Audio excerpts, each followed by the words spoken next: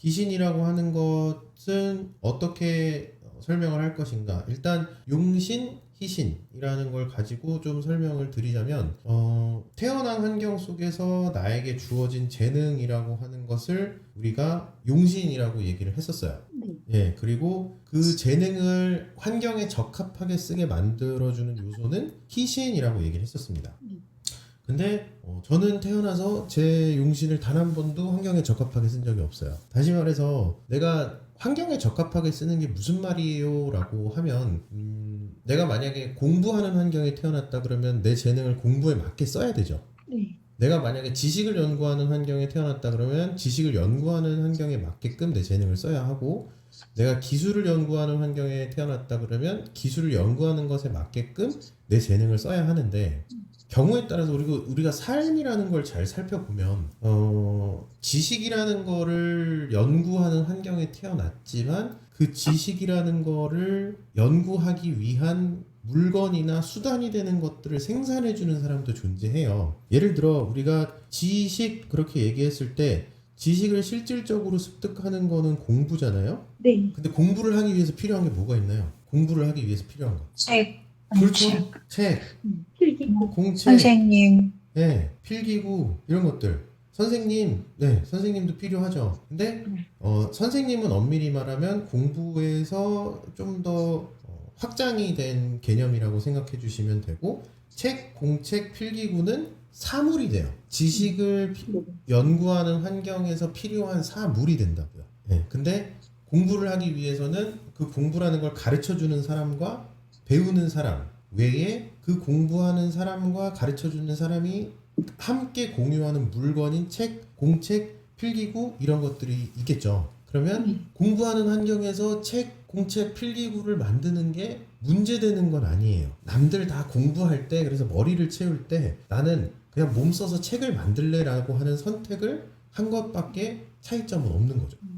그러다 보니까 모든 삶은 환경에 맞추는 삶인가? 라고 했을 때는 대부분 그렇지 않아요. 근데 과거에는 환경에 맞추는 삶이었어요.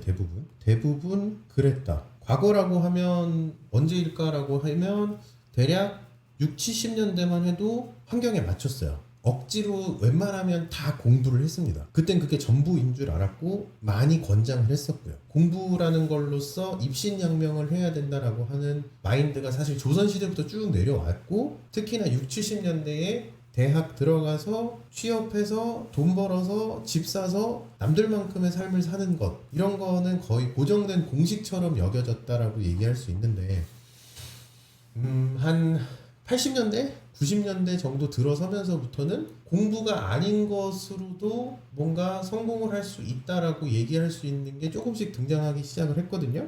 그래서 제가 느끼기에는 저희 세대가 한 90년대생 정도가 공부로서 성공을 하는 것이다라고 하는 영향을 받은 마지막 세대라고 저는 판단을 하고요. 밀레니엄, 요즘 이제 MZ 또는 뭐 알파 세대라고 하는 세대부터는 공부가 아니어도 뭔가 먹고 살 수 있고 할 수 있는 게 있다라는 거를 계속해서 뭔가 교육을 받았다라고 저는 생각을 합니다. 동의하시나요? 네.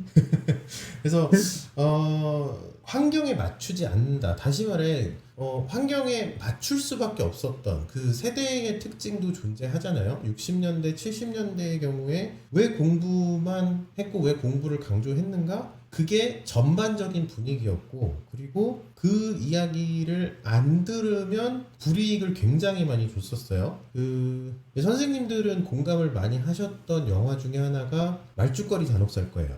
네, 저희 세대만 해도 그렇게까지 진짜 학교에 군인이 있지도 않았고, 정말 그런 그 철제 캐비넷에 학생을 가둬놓고 막 발로 차고 그런 일은 없었거든요. 근데 그런 일이 정말 그 교련복이라는 것도 있고, 그다음에 그 중고등학교 그 복장이 곽경택 감독의 그 친구라든지 아니면 뭐 말죽거리 잔혹사에 나오는 교복이잖아요. 그 세대에 있었던 사람들은 대체적으로 강한 억압과 폭력 속에서 주변에서 요구하는 것들을 계속해서 그냥 응할 수밖에 없었던 세대라고 저는 생각을 하거든요. 그래서 하기 싫어도 했어야 했고 대체적으로 환경에 계속해서 강제적으로 맞췄다라고 이야기를 할 수 있는데, 개 중에는 뭐 이렇게 소위 말해 속된 말로 이제 삐대는 사람도 있었겠죠. 근데 그거는 주변에서 요구하는 것에 응한 게 아니라 내가 하고 싶은 걸 했다라고 얘기를 할 수 있는 거고, 대표적인 캐릭터가 그 말죽거리 잔혹사 같은 경우에는 이제 햄벅이라는 캐릭터죠.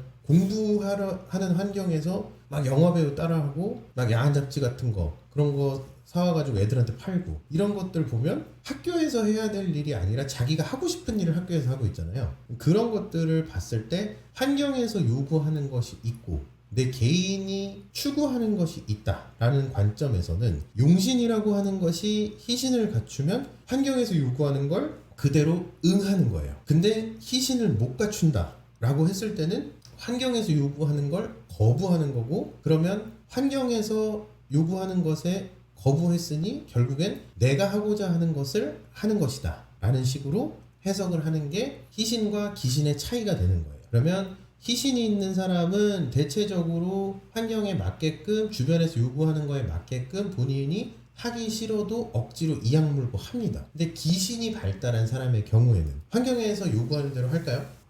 내가 하고 싶은 대로 예, 하고 싶은 대로 해요. 그리고 내가 관심 있는 거에 더 초점을 맞추는 삶을 살아갑니다. 그건 나쁜 건 아니잖아요? 나쁜 건가? 말 안 듣는다는 식으로 보통 얘기를 하니까.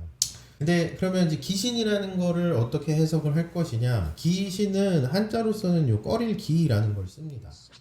꺼릴 기라는 걸 쓰고요. 요게 원래는 이 글자라고 하는 거의 주체는 우리 희신과 같이 바라봤을 때 요 기쁠 희 꺼릴 기죠.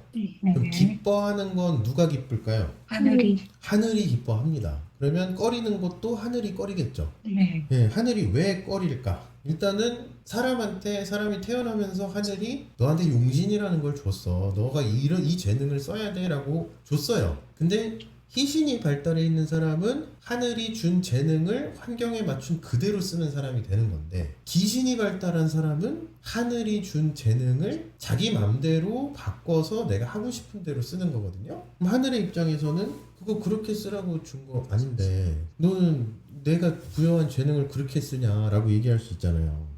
그거 그렇게 쓰라고 준 거 아닌데 점점점이라고 해석을 할 수 있게 됩니다. 그래서 꺼리는 주체는 용신이라는 재능을 부여해준 하늘이 됩니다.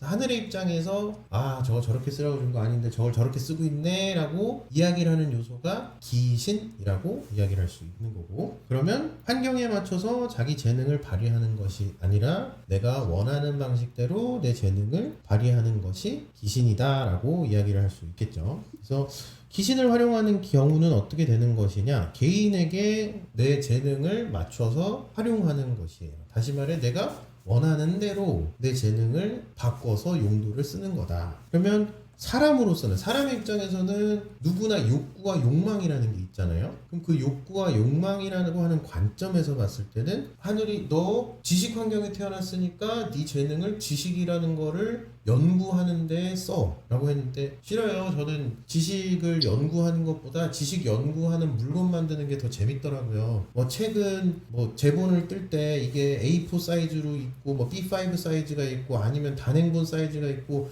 사이즈가 다른 것도 참 신기하고, 용지가 무엇이냐에 따라서 글자의 어떤 질감이나 색감이나 이런 것들이 다른 것도 너무 신기하고, 그런 거 연구하는 게 훨씬 재밌어요. 그러면 하늘이 이렇게 하지만 개인 입장에선 자기가 재밌으니까 거기에 뭔가 더 파고들 수 있을 거 아니에요. 그래서 사람의 입장에서는 기신이 발달한 게 어쩌면 더 행복한 걸 수도 있다라고 이야기할 수 있습니다. 주변에